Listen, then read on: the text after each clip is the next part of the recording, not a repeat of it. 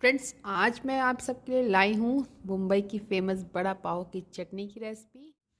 आप इस चटनी को सिर्फ बड़ा पाव के साथ ही नहीं बल्कि सैंडविच, आलू पराठे या इवन डोसा के साथ भी खाइए। काफ़ी टेस्टी होती है और बनाने में सुपर इजी। तो चलिए देखते हैं इसे कैसे बनाना है। हेलो फ्रेंड्स, मैं हूँ Megha. Welcome to my cooking channel. आज हम बनाएंगे एक बड़ी ही मज़ेदार रेसिपी। अगर आपको ये रेसिपी अच्छी लगे तो वीडियो को लाइक करिएगा और चैनल को सब्सक्राइब करिएगा। टेस्टी और स्पाइसी चटनी को बनाने के लिए हमने ली है यहाँ 20 से 25 लहसुन की कलियाँ, आधा कटोरी मूंगफली के दाने, 8 से 10 लाल मिर्च, ये मैंने सूखी ली हैं, और मैंने लिया है आधा नारियल, इसे मैंने काट लिया है। आप चाहें तो इसे ग्रेट भी कर सकते हैं।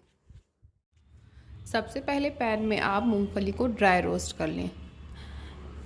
इससे मूंगफली का कच्चापन ख़त्म हो जाएगा और मूंगफली हमारी थोड़ी क्रंची भी हो जाएंगी।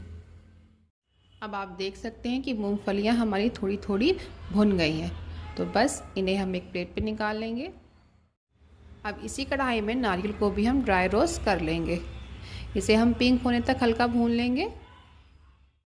मूंगफली और नारियल को हमने जो ड्राई रोस्ट किया है, इससे चटनी का टेस्ट तो बढ़ेगा ही, साथ में उसकी लाइफ भी बढ़ेगी। आप इस चटनी को 1 महीने तक स्टोर करके आराम से खा सकते हैं।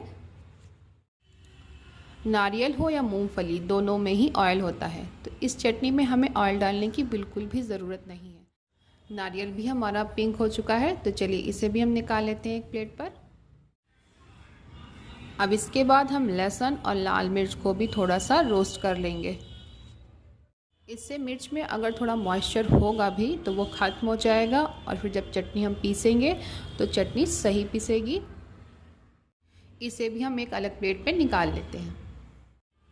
इंग्रेडिएंट सारे तैयार हैं, तो देर किस बात की है, चलिए इसे ग्राइंड कर लेते हैं।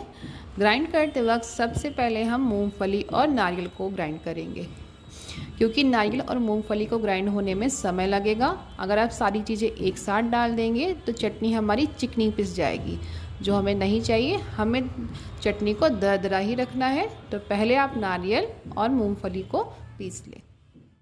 मूंगफली और नारियल, ये देखिए, दोनों को मैंने ग्राइंड कर लिया है। ये मैंने थोड़ा सा दरदरा ही रखा है।